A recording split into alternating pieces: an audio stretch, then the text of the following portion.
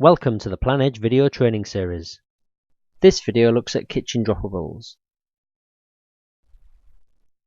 We're now going to add some kitchen droppables, and as you can see from the basic list at the bottom, we've got kitchen units, which is this icon, we've got a cooker, and we've got sink.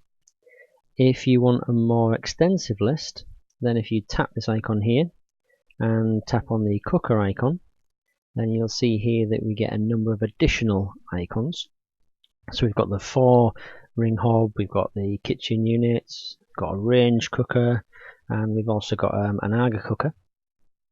So what we're going to do now is we're going to add a kitchen unit. So we're going to tap on the kitchen unit icon and you'll get a square unit. So if we drag that into the corner, you'll see that it snaps in with the green icons. What we do is we're going to change the length of this cabinet now, and it will resize. Alternatively, Bluetooth the measurement across, and again that will resize accordingly, and it'll be a lot more accurate. If you want to add a horizontal unit, if the kitchen cabinet is selected, what happens is if we tap again, we get one exactly the same size coming on to the plan. Delete that one. If we want one that's of the standard size, then what we'd effectively do is make sure that rather than being selected, is we would tap off the icon, and now when we add, we'll get the standard square size, which again we can snap to the corner and resize to fit. As you can see here in the corner, there's an overlap and we get the little lines to show, but in the original plan, when we come to print, you will actually see that those will disappear, so the units actually combine together. You'll also see that if the kitchen units do extend outside of the room for any reason, so you don't have to be that accurate putting them into the corners, then again if we just have a quick look at what that would look like on the final plan, then you'll see that those are also removed. What we can also do is to change the style of the corners of these kitchen units.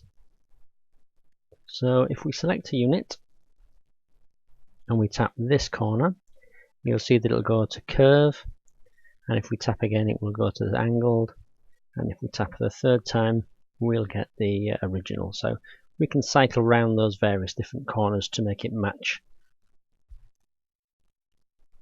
What we can also do is we can use the kitchen units as islands.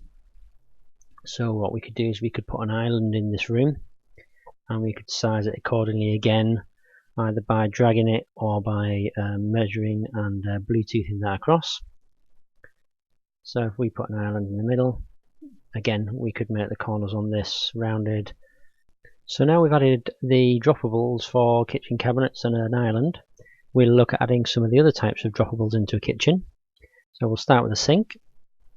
So we can pull the sink to the wall and it will snap, and that will be shown by the green corners. We can also rotate that, and we can then again pull that across so that that's onto the kitchen worktop. So we'll now add a range cooker.